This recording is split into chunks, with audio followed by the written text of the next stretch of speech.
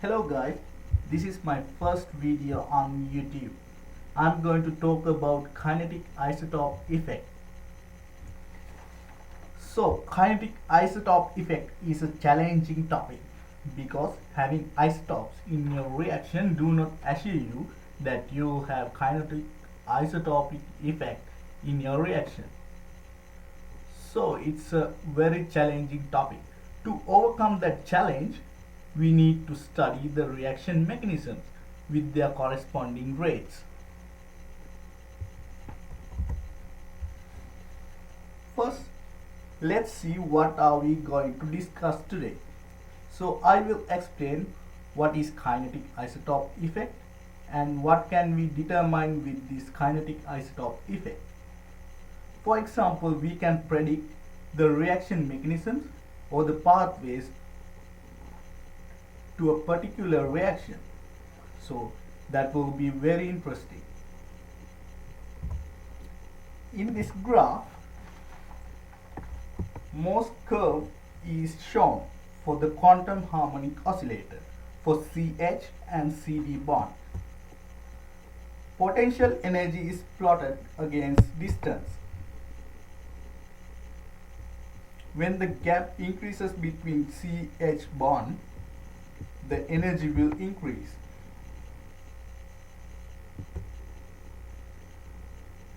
So each hydrogen or deuterium has a 0-point energy. 0-point energy doesn't mean you don't have energy. You have a 0-point energy which is half h nu. So from this equation you can find the vibrational energy. For the 0-point energy, n is equal to 0.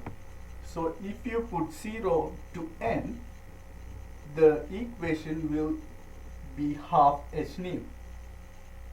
H is the Planck constant and nu is the frequency. So you can see here the 0-point energy is half h nu.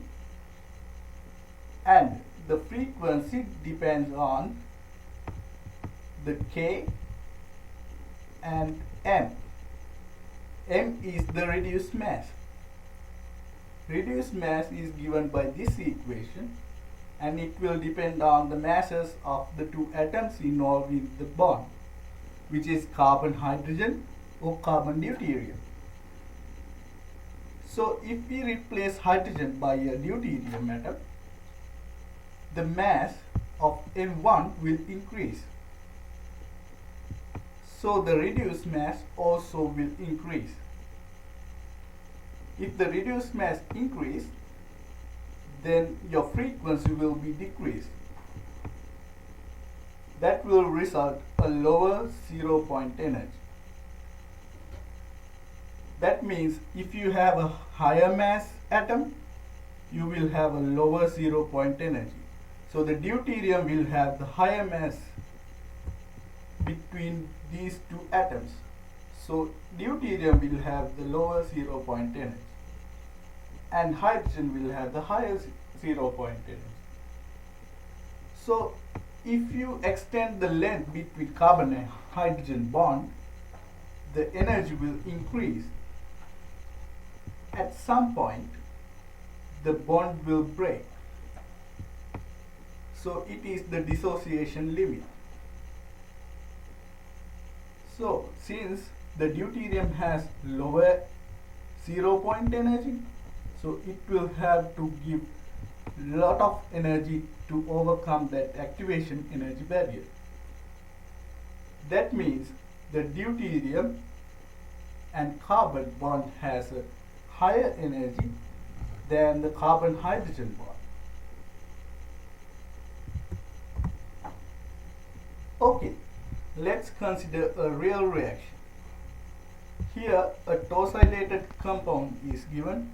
After an elimination reaction, it will generate an alkene. So we have some experimental observations. The rates of the reaction with different isotopes were different. And reaction with deuterium isotope is slower than hydrogen. So those are some experimental evidence. So let's discuss the mechanisms to fulfill this experimental evidence. So let's assume this reaction is an E1 reaction. So you can see this is a unimolecular reaction and two-step reaction, and first it will remove tosylic group and form the carbocation, and in the second step base will attack the hydrogen and remove the hydrogen and form the alkene. In this energy diagram you can see the first step will have the highest activation energy barrier. That suggests the first step is the rate determining step. But in the rate determining step, hydrogen or deuterium doesn't involve in the reaction. So that means your isotope doesn't affect in the rate determining step. That means rate is not different in these two isotopes. So the rates will be equal. That means this is not our mechanism, or E1 is not our mechanism for this reaction, because experimental results suggest you have two different rates with two different isotopes. Let's consider E2. It's a bimolecular reaction and a one-step reaction. So in this single step reaction, hydrogen and deuterium will involve in the step. So you don't have any intermediates, you only have transition state, and because hydrogen and deuterium involve in your rate determining step, it will have a kinetic isotope effect.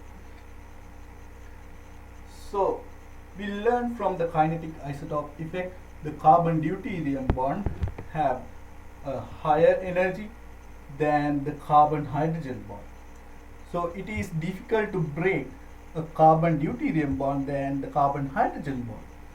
So carbon deuterium bond will have a higher activation energy barrier than the carbon hydrogen bond. So because you have a higher activation energy barrier for the deuterium reaction will be slower than the carbon hydrogen reaction. So this will assure you that your reaction has a E2 mechanism.